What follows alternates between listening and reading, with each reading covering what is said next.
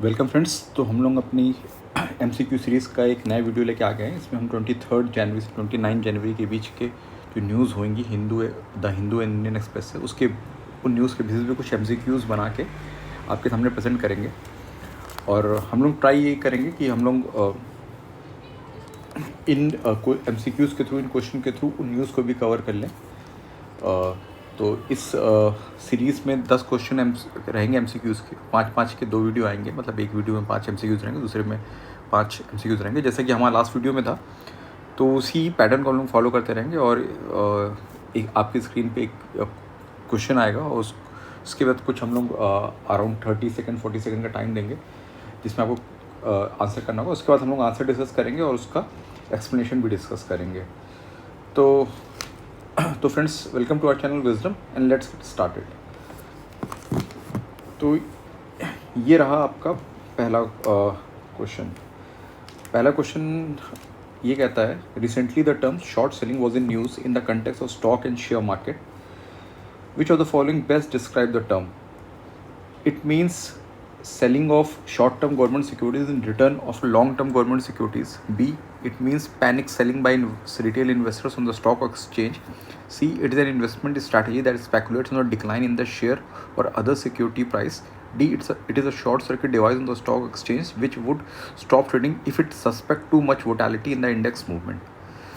तो कुछ टाइम आपको दिया जाता है, उसमें आप ट्राई कीजिए कमेंट्स में इसका आंसर लिखने का। उसके बाद हम लोग इसको डिस्कस करते हैं।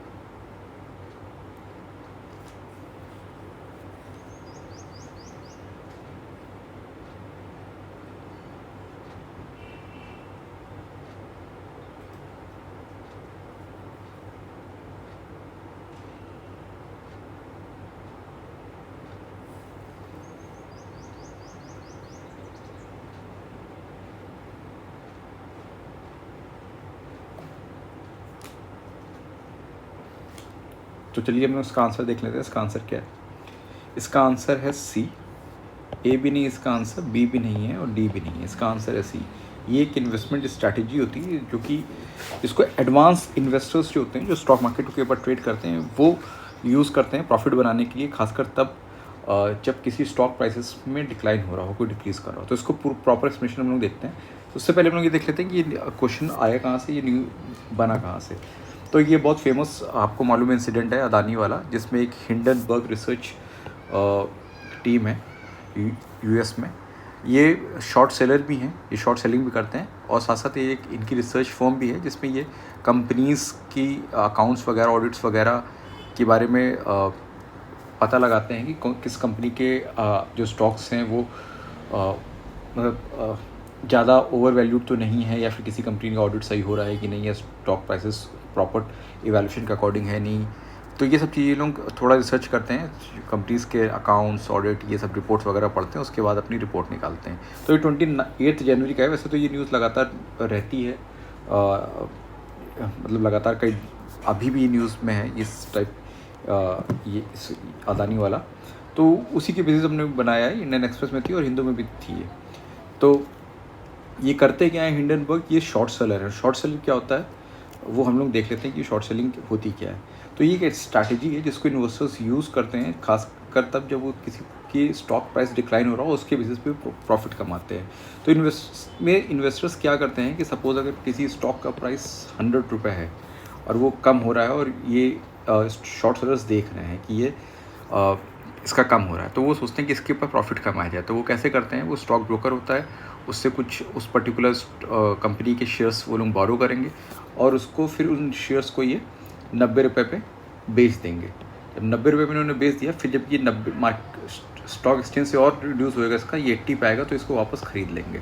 ठीक है, तो 10 रुपये का इन्होंने प्रॉफिट बनाया था। अब क्योंकि ये शेयर तो क्या कहते हैं, इन्होंने बोरो किए थे स्टॉक ब्रोकर से, तो ये जो शेयर्स थे जब पहले बेचा, फिर ख़रीद के फिर वापस स्टॉक ब्रोकर को दे दिया गया और कुछ पैसे दे दिए गए स्टॉक ब्रोकर को। ठीक है, तो इनके पास शेयर भी नहीं थे और इन्होंने क्या कहते हैं स्टॉक ब्रोकर से बोरो करके 10 रुपये का प्रॉफिट कमाया और जिसमें से कुछ कमीशन दे दिया होगा स्टॉक ब्रोकर को और उसको वापस कर दिए पैसे, उसको अपने शेयर वापस कर दिए जो उससे बोरो किए थे और प्रॉफिट कमा लिया। तो ये प्रॉफिट कमाने का भी एक तरीका है। साथ साथ अगर रिस्क है, अगर कोई ऐसा इन्वेस्टर है जिसके पास जो ऐसे शेयर्स को होल्ड करता है जिसका प्राइस लगातार डिक्रीज कर रहा है, तो उसको अपने रिस्क को हेज करना भी बोलते हैं, वो अपने रिस्क को भी इस तरह से कम करने की कोशिश करता है, रिस्क को हेज करने की कोशिश करता है, हेजिंग देयर रिस्क। तो वो कैसे करते हैं, अगर ये उसको फिर स्टॉक ब्रोकर से खरीदने की जरूरत नहीं होती, उसके पास खुद के शेयर है, वो देख रहा है कि 80 पे जाएगा, 70 पे जाएगा, और कभी ना कभी इसको बेचना ही पड़ेगा। तो 80 भी बेचेगा तो भी लॉस है, 70 बेचेगा तो भी लॉस है, क्योंकि उसने 90 से ऊपर खरीदा होगा। तो वो क्या करेगा, वो यही काम करेगा, उसको 90 पे बेच देगा और फिर 80 पे वापस खरीद लेगा। ठीक है, तो उसने 10 रुपये का प्रॉफिट कमा लिया यहाँ पे।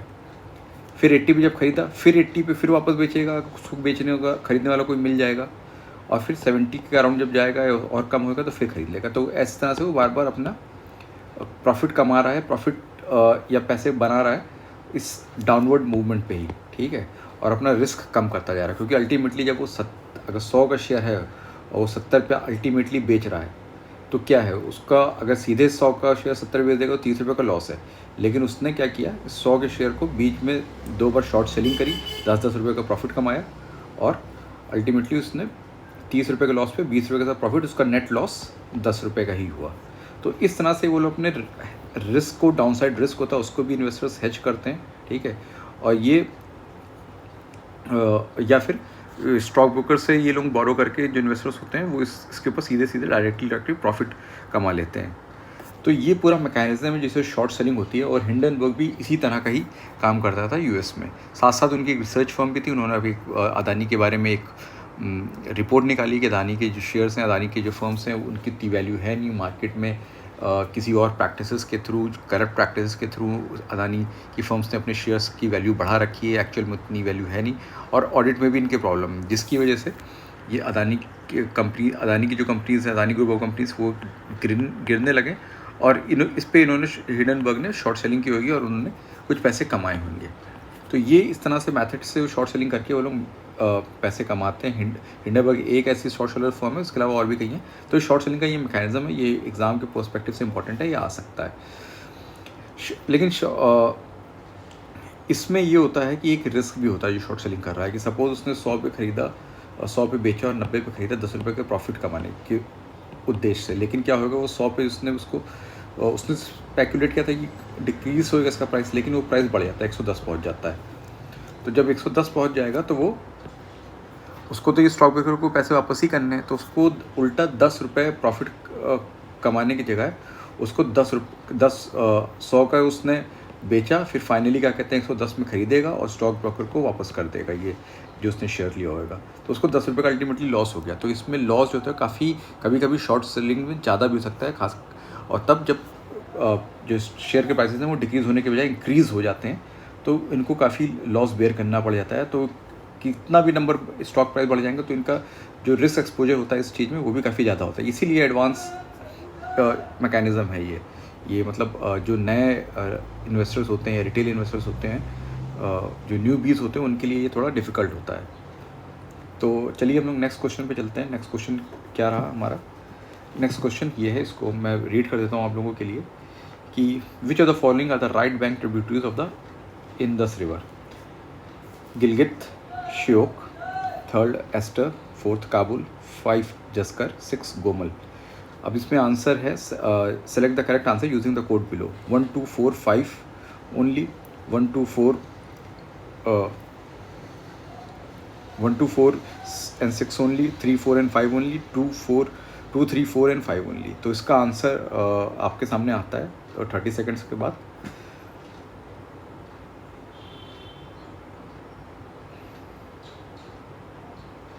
ट्राई कीजिएगा इसको सॉल्व करने के लिए।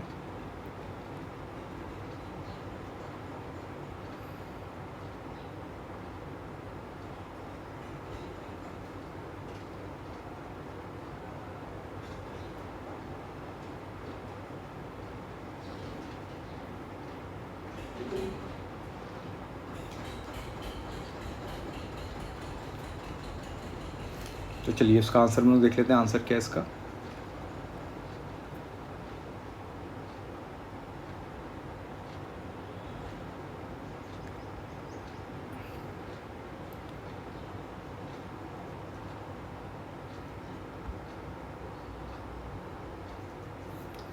तो इसका आंसर है बी 1, 2, 4 एंड 6 ओनली।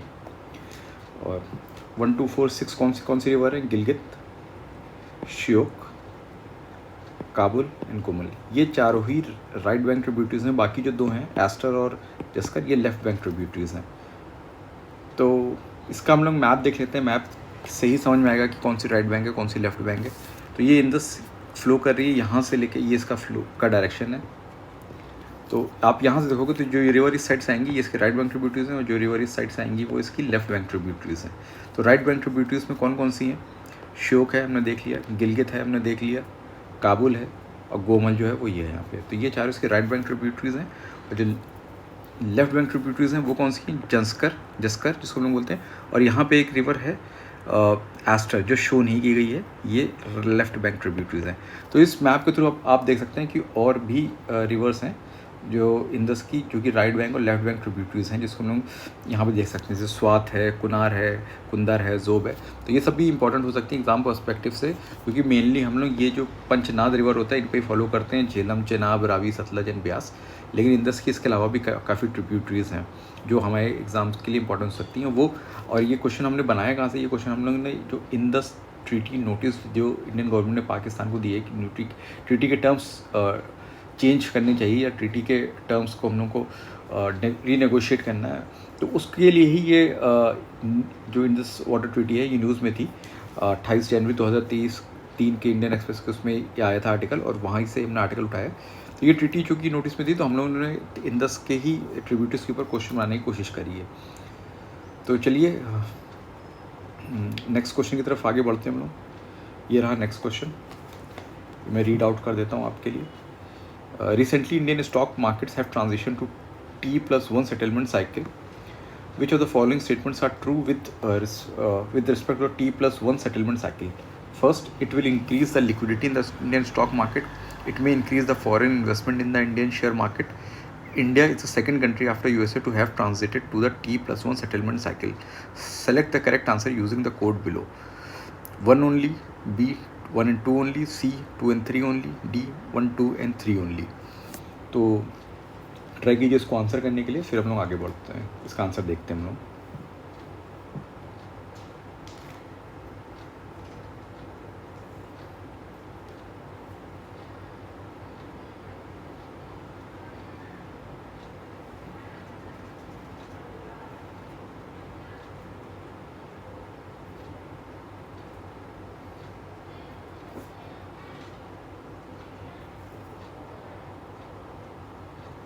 तो चलिए इसका आंसर देख लेते हैं। इसका आंसर क्या है? इसका आंसर है A 1 ओनली। केवल पहला ही स्टेटमेंट सही है और बाकी दोनों स्टेटमेंट गलत हैं। कैसे गलत हैं उसको एक्सप्लेनेशन में हम लोग देखते हैं।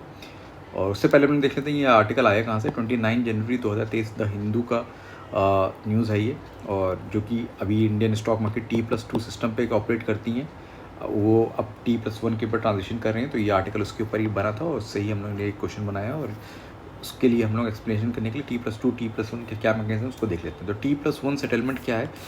जब हम लोग स्टॉक मार्केट में ट्रेड करते हैं तो उस ट्रेड में हमेशा 3 फंक्शंस होते हैं। एग्जीक्यूशन ओवर ट्रेड, कि हम स्टॉक मार्केट पे गए, हमारा डीमैट अकाउंट है, हमने कोई शेयर खरीदे, वो एग्जीक्यूशन ऑफ ट्रेड होता है। फिर क्लियरिंग दूसरा स्टेप होता है, तीसरा होता है सेटलमेंट। क्लियरिंग में क्या होता है कि क्लियरिंग हाउस होता है, ठीक है, वो क्लियरिंग का फंक्शन परफॉर्म करता है। वो ये देखता है कि जिस आदमी ने, जिन दो लोगों ने, बायर और सेलर्स ने ट्रेड एग्जीक्यूट किया है, क्या उनके पास रिक्विजिट मनी है कि नहीं, या रिक्वायर्ड मनी है कि नहीं, या शेयर है कि नहीं, ठीक है। तो अगर हमारे पास, हमने शेयर खरीद लिया, लेकिन क्या कहते हैं, जैसे आज हमने ट्रेड किया है कि ये शेयर हम लोगों को, मेरे को ख़रीदना है, तो मेरे को उसका पेमेंट कुछ दिनों के बाद देना होता है। लेकिन वो जो शेयर, जो क्लियरिंग हाउस होता है, एक एंटिटी होती है क्लियरिंग हाउस, वो डिटरमाइन करती है कि इन्होंने जो शेयर खरीदने का एग्जीक्यूशन ऑफ ट्रेड किया है, कि इनके पास उतना पैसा है देने के लिए नहीं। वो बैंक अकाउंट वगैरह से चेक करती है, और जिसने बेचने का बोला है, जो बेच रहा है, जो सेलर है शेयर का या इक्विटी का, उसके पास वो शेयर है कि नहीं। जब ये दोनों चीज़ें क्लियर हो जाती हैं, वो डिटरमाइन कर लेता है कि इनके पास वो जब वो डिटरमाइन करता है कि वो जो उनको डिलीवर करना है वो उनके पास है, शेयर है कि नहीं, और जो पार्टीज़ को रिसीव करना है शेयर या पैसे बायर सेलर को, वो उनके पास है कि नहीं, रिक्वायर अमाउंट ऑफ मनी है कि नहीं बायर के पास, रिक्वायर अमाउंट ऑफ शेयर है कि नहीं सेलर्स के पास। जब ये डिटरमाइन कर लेता है तो फिर सेटलमेंट होता है उस ट्रेड का।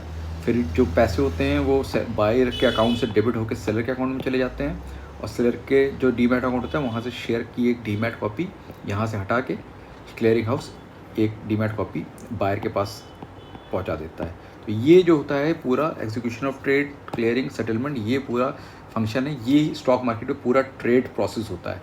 और ये 3 दिन का टाइम लगाता था पहले, इसलिए T+2 बोलते थे, क्योंकि जिस दिन एग्जीक्यूशन हुआ ट्रेड का उसको माना जाता है टी, और फिर उसके बाद के अगले 2 दिन को माना जाता है +2, मतलब एक दिन क्लियरिंग होगी और फिर उसके अगले दिन सेटलमेंट होगा। तो टोटल 3 दिन लग जाते थे इस पूरे प्रोसेस को सॉल्व करने में, मतलब इस पूरे प्रोसेस को करने में, ठीक है। तो अब स्टॉक मार्केट ने इस पूरे T+2 सिस्टम को चेंज किया है और वो T+1 सिस्टम में आ गए हैं।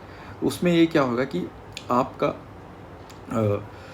जो एग्जीक्यूशन ऑफ ट्रेड है वो एक दिन होगा, और उसके बाद अगले दिन क्लियरिंग ऑफ जो क्लियरिंग फंक्शन होगा प्लस जो सेटलमेंट होगा उसके अगले दिन परफॉर्म कर दिया जाएगा। मतलब टोटल पूरा का पूरा ट्रेड जो है वो 2 दिन में आपका कंप्लीट हो जाएगा। तो ये ये T+1 सेटलमेंट सिस्टम है पूरा, जहाँ पहले पूरा ट्रेड को एग्जीक्यूट करने में 3 दिन लगते थे, अब पूरे उसी पूरे काम को 2 दिन लगेंगे। इसके जब ये इम्प्लीमेंट किया गया है, ये ट्रांजिशन किया गया है, तो इसके कुछ बेनिफिट हैं जिसको ध्यान में रख के इंडियन जो मार्केट रेगुलेटर है सेबी, उसने इस चीज़ को रेगुलेट किया है। तो क्या क्या इसके बेनिफिट हैं? एक तो ये है कि शॉर्ट जो सेटलमेंट साइकिल है, पूरा ट्रेडिंग साइकिल है, ये कम हो जाएगी, शॉर्टन हो जाएगी। तो अगर पहले क्या होता था कि आपके पास जो बायर है उसको रुपए देने हैं, मतलब सेलर को 2 दिन के बाद, और सेलर को शेयर देने हैं बायर को 2 दिन के बाद, लेकिन बीच में क्या था, बीच में 2 दिन का टाइम होता था, तो बायर को कोई दूसरी और बेटर डील मिल जाती थी, तो बायर वो डील कर लेता था और 2 दिन के बाद जो पैसे देने थे उस पर डिफ़ॉल्ट कर जाता था। सिमिलरली शेयर जो सेलर है उसको भी कुछ ना कुछ नई डील मिल जाती थी, बेटर डील मिल जाती थी, कोई उससे और अच्छे प्राइस में खरीद रहा होता था शेयर्स को, तो उनको बेच देता था और ये वाली डील पे डिफ़ॉल्ट कर जाता था। तो ये डिफ़ॉल्ट रिस्क रहता था नॉन पेमेंट और नॉन डिलीवरी का, ये रिस्क जो था वो पूरा स्प्रेड आउट होता था 3 दिन में। अब ये चूँकि सेटलमेंट साइकिल पूरी शॉर्टन होगी, 2 दिन की होगी, तो ये पूरा रिस्क है वो कम हो जाएगा, वो 2 ही दिन में रह जाएगा। अगर डिफ़ॉल्ट कर रहे हो तो मतलब आपके पास ज़्यादा चांस रहता था पहले कि आप 1 दिन में 2 दिन है पूरा, उसमें आप जो डील आपने की है उससे बेटर डील ढूंढ लो और उसको एग्जीक्यूट कर दो। लेकिन अब क्या, आपके पास 1 ही दिन है, तो आप अगर नहीं मिली तो यही वाली डील एग्जीक्यूट करनी पड़ेगी, तो आप डिफ़ॉल्ट के चांसेस कम हो जाएंगे या डिफ़ॉल्ट का रिस्क कम हो जाएगा, non payment and non delivery जो रिस्क होता है वो कम हो जाएगा। तो एक तो ये है कि ये रिस्क एक्सपोजर है वो रिड्यूस करेगी T+1 सेटलमेंट साइकिल। उसके अलावा जो इन्वेस्टर्स होते हैं, जैसे बायर है, जो सेलर है, जो अपना शेयर बेच रहा है, उसके पास क्या है, पहले उसको पैसा मिलने में 2 दिन लगते थे, 3 दिन लगते थे, अब उसको पैसा 2 दिन में आ रहा था। अब इसके हाथ में लिक्विडिटी बढ़ गई, अब उसने अपना शेयर खरीदा, उसको पैसे मिल गए अगले दिन, तो उसके पास अब शेयर, अब वो नया ट्रेड एग्जीक्यूट करेगा इसके बाद, एक बार पैसे हाथ में आने के बाद। तो क्या है, ये इंडियन स्टॉक मार्केट में लिक्विडिटी बढ़ रही है। अब जो ट्रेडिंग है वो ज़्यादा फ्रीक्वेंट इंटरवल्स पे होगी, पहले पैसे आएगा फिर एग्जीक्यूट करेगा, 3 दिन का वेट करना पड़ता, अब 2 दिन पे ही उसको पैसे मिल रहे हैं, अब नया ट्रेड वो अगले दिन ही एग्जीक्यूट कर देगा, तो ये लिक्विडिटी बढ़ जाएगी, ये भी एक बेनिफिट है इसका।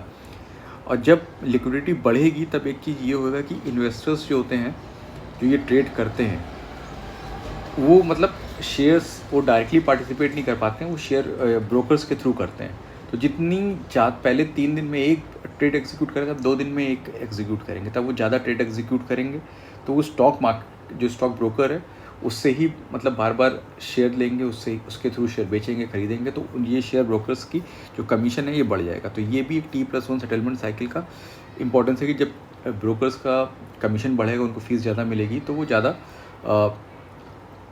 नई नई स्कीम या नई नई चीज़ें लेके आएंगे नए इन्वेस्टर्स को मार्केट में लेके आने के लिए। और क्या इसका बेनिफिट है, लेकिन सबसे बड़ी बात जो बेनिफिट के साथ साथ ड्रॉबैक जो आया है वो ये है कि जो फॉरेन इन्वेस्टर्स हैं उनका कहना है कि हमको पहले हमारे पास तो टाइम डिफरेंस है, ठीक है, पहले 3 दिन मिलता था तो हम लोग को टाइम मिल जाता था इंडियन स्टॉक मार्केट से इन्फॉर्मेशन वगैरह आसानी से हमारे पास आती थी, तो हम उसके बेसिस पर डिसीजन कर लेते थे। अब 2 दिन है, एक तो टाइम जोन का डिफरेंस है, अगले दिन ही होना है, ये इंडिया में मार्केट खुला है दिन में और वहाँ पे रात हो रही है दूसरी कंट्रीज़ में, तो वो कैसे ट्रेड करेंगे, ये प्रॉब्लम उनके लिए ऊपर आएगी, ठीक है। फिर इन्फॉर्मेशन फ्लो उनको प्रॉपर नहीं होगा, उनको कहना है कि तीन दिन पहले रहता था तो उनके पास प्रॉपर इन्फॉर्मेशन रहती थी, अब वो इन्फॉर्मेशन 2 दिन में ही आएगी या नहीं आएगी उसका कोई वो नहीं रहता है। फिर मल्टीपल पार्टीज़ इन्वॉल्व रहती हैं इसमें, अगर फॉरेन इन्वेस्टर्स के लोकल बैंक्स होंगे और ग्लोबल बैंक्स होंगे, कस्टोडियन होंगे शेयर्स के, तो वो सब चीज़ें रहती हैं, दोनों कंट्री के रेगुलेटर्स होंगे, ब्रोकर्स होंगे, तो ये सब चीज़ों को पूरा प्रोसेस को 2 दिन में सेटल करना पड़ेगा, तो इन सब का भी सेटलमेंट करना पड़ेगा। तो ये पॉसिबल नहीं है उनके लिए कि सबको इतने ढेर सारे इंटरमीडिएटरीज इन्वॉल्व हैं, उनका सबका सेटलमेंट 2 दिन में करना पॉसिबल नहीं है। तो फॉरेन इन्वेस्टर्स थोड़ा सा इस चीज़ को लेके परेशान हैं। तो जब परेशान हैं तो ऑब्वियसली वो शायद क्या कहते हैं, ऐसा तो नहीं बोला जा सकता कि वो अपना ट्रेड कम कर दें, लेकिन ये भी कोई वो नहीं है कि वो फॉरेन इन्वेस्टमेंट बढ़ जाएगा इसकी वजह से, क्योंकि वो लोग इसको लेकर कॉशियस हैं, थोड़ा सा परेशान है। तो सेकंड स्टेटमेंट इसलिए गलत है, और थर्ड स्टेटमेंट भी गलत है, क्योंकि इंडिया सेकंड कंट्री नहीं है। मतलब इंडिया सेकंड कंट्री है, लेकिन not after US, India after China second country है, सेकंड मेजर कंट्री है, जो कि T+2 से T+1 की तरफ ट्रांजिशन कर गई है। तो थर्ड वाला स्टेटमेंट भी गलत हो गया, तो आंसर हमारा ए था, 1 ओनली। तो नेक्स्ट क्वेश्चन की तरफ चलते हैं। नेक्स्ट क्वेश्चन क्या है उसको रीड आउट कर देता हूँ मैं, कि consider the following statement, China share in India's import have steadily Ryzen over the last decade. दूसरा स्टेटमेंट है, in China share in India's export have steadily Ryzen over the last decade. एक import की बात की गई है, दूसरा export की बात की गई है। अब है select the correct answer using the codes below. A 1 only, B 2 only, C both 1 and 2 and D neither 1 not 2। तो इसको आंसर कीजिए, फिर इसका एक्सप्लेनेशन देखते हैं हम लोग।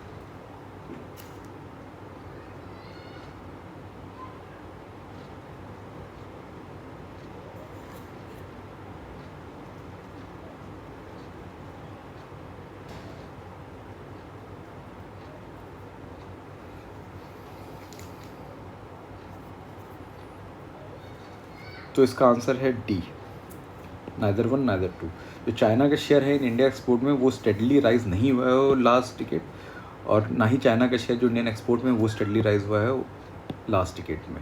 ठीक है, तो इसका एक्सप्लेनेशन क्या है वो हम देख लेते हैं। 23 जनवरी 2023 में हिंदू में बहुत बड़ा एक आर्टिकल आया था टेक्स्ट और कंटेक्स्ट वाले पेज में, जिसमें केवल उन्होंने ग्राफ के थ्रू ही समझाया था, और उसी से ये क्वेश्चन बने हैं। तो क्या क्वेश्चन है उसको मतलब क्या एक्सप्लेनेशन है, क्या ग्राफ दिए गए उसको देख लेते हैं हम लोग यहाँ पे। तो ये इंपोर्ट वाला ग्राफ है, इसको आप देखिए कि ये जो लाइन बता रही है चाइना का शेयर है इन इंडियाज़ इम्पोर्ट, ये वो बता रहा है। और ये वाला ग्राफ एक्सपोर्ट का है, जिसमें China share in India's export बता रहा है। तो इम्पोर्ट वाला पहले देखते हैं। लास्ट डिकेड की बात की गई है क्वेश्चन में, तो लास्ट डिकेड हम 2010 से मान लेते हैं, 2010 से 2022 या 2000। तो यहाँ से आप देखिए कि जो स्टेडली इंक्रीज़ नहीं हो रहा है, स्टेडली इंक्रीज़ होता है तो एक सीधी लाइन होती है, ऐसा नहीं है। पहले कम हो रहा है, फिर बढ़ रहा है, फिर बढ़ रहा है, फिर कम हुआ यहाँ पे, फिर बढ़ा, फिर कम हुआ। ये कोविड वाला पीरियड है जहाँ पे इंडियन इम्पोर्ट ही करना वगैरह सब बंद हो कर दिया था फॉरेन कंट्री से, उसमें चाइना से भी कम कर दिया था। तो स्टेडली इंक्रीज़ नहीं हुआ। स्टेडली इंक्रीज़ होता है तो ग्राफ का पैटर्न ये होता है, ये कम हुआ है, बढ़ा है, फिर कम हुआ है, फिर बढ़ा है, फिर कम हो गया अल्टीमेटली। ठीक है, तो टोटल इंक्रीज़ 2012 से देखोगे तो बढ़ गया है, लेकिन अदरवाइज स्टेडली इंक्रीज़ नहीं कर रहा है। ठीक है, सिमिलरली ये एक्सपोर्ट में भी यही चीज़ है कि एक्सपोर्ट के आप 2010 से लोगोगे तो एक्सपोर्ट जो इंडिया का शेयर है ये पहले धीमे धीमे डिक्रीज़ होना शुरू हो रहा था, और डिक्रीज़ होते हुए 2016 के अराउंड सबसे कम हो गया, और फिर बढ़ना शुरू हुआ, और ये फिर अभी आपका जो कोविड वाला टाइम था उसमें फिर ये डिक्रीज़ हो गया इंडिया का शेयर, वो फिर एकदम से बहुत कम होने लगा। तो इसमें भी यही है कि स्टेडली इंक्रीज़ नहीं किया है। ठीक है, और अगर आप ओवरऑल एक डिकेड में देखोगे तो कम ही हुआ है, उसका रीज़न कोरोना है, लेकिन क्या कहते हैं आप वो प्री कोरोना वाले टाइम पे अब वापस लौट रहा है 2023 के अंदर। ठीक है, लेकिन स्टेडली इंक्रीज़ नहीं किया है वो।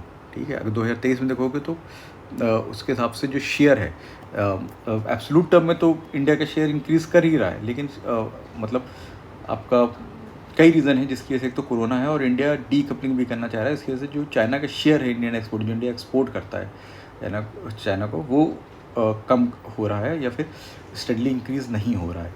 तो ये एक रीज़न है दोनों, जिसकी वजह से दोनों स्टेटमेंट गलत है हमारे उससे।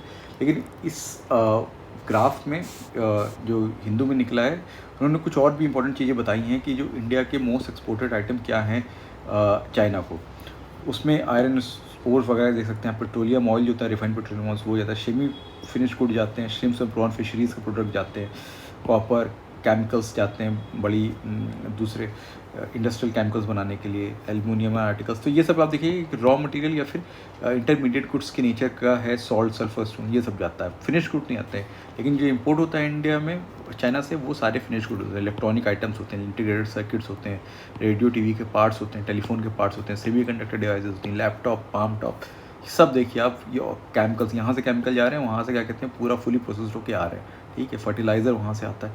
तो ये सब चीज़ें इंपॉर्टेंट है हमारे उसके एग्ज़ाम के लिए। आप देख सकते हैं कि आयरन ओर एक्सट्रैक्ट है, मतलब क्या क्या इंडिया एक्सपोर्ट कर रही है। तो यूपीएससी से भी क्वेश्चन बना के पूछ सकती है कि क्या क्या चीज़ें इंडिया एक्सपोर्ट करती है टू चाइना, और यहाँ से ये बना के पूछ सकती है कि क्या क्या इंपोर्ट करती है चाइना से। तो एक इंटरेस्टिंग फैक्ट ये है कि ये देखिए आप, इंडिया और क्या इंपोर्ट एक्सपोर्ट कर रहा है चाइना को, ह्यूमन हेयर। चाइना वाले विग भी बहुत पहनते हैं इंडियन हेयर्स के, ठीक है। तो ये कुछ और एक और ग्राफ दिया था, इसको भी हम लोग जल्दी से देख लेते हैं ये किस बारे में। ये चाइना का ट्रेड जो है अदर कंट्री के साथ परसेंटेज टर्म्स में वो बताया गया किस कंट्री के साथ 2011 से 2021 के बीच में बढ़ा है। तो पाकिस्तान का जो ओवरऑल ट्रेड है चाइना के साथ वो काफ़ी ज़्यादा बढ़ गया है।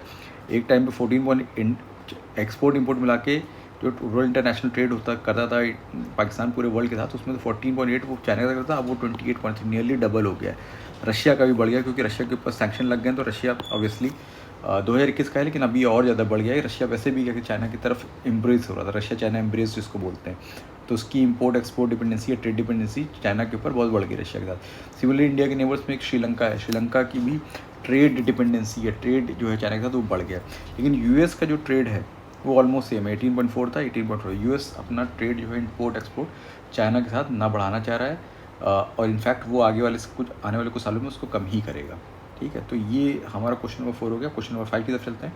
क्वेश्चन नंबर 5 ये रहा कि इसमें कंट्रीज़ दी हैं, कुछ वेपन सिस्टम दिए हैं, और पूछा गया कि कितने पेयर्स करेक्टली मैच्ड हैं। पहला है जर्मनी, वेपन सिस्टम के सामने लेपर्ड 2, यूके का चैलेंजर 2, रशिया का T-90, यूएसए का M1 एब्राम्स। इसमें कितने पेयर करेक्ट हैं? तो इसका भी आंसर आपको 30 सेकंड में दीजिए, फिर हम लोग इसका एक्सप्लेनेशन करते हैं।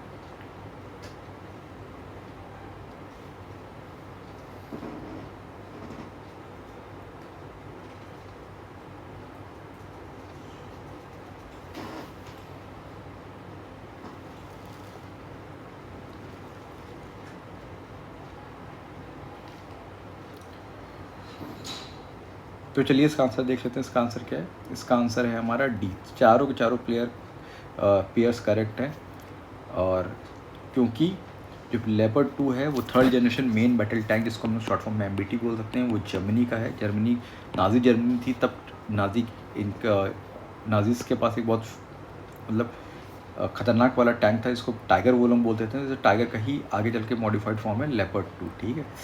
तो ये जर्मनी का है। चैलेंजर 2 जो है वो मेन थर्ड जनरेशन ब्रिटेन का MBT मेन बैटल टैंक।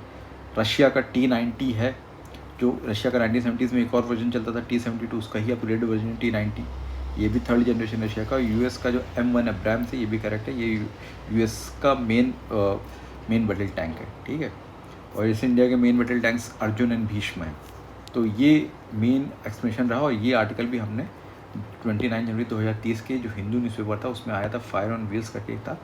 उसमें रशिया और यूक्रेन वॉर के रिस्पेक्ट में बताया गया था कि कैसे जर्मनी जो है अपने वेपन सिस्टम और ब्रिटेन वगैरह यूरोपियन कंट्रीज़ जो है वेपन सिस्टम यूक्रेन को प्रोवाइड करेंगे टू फाइट अगेंस्ट रशिया।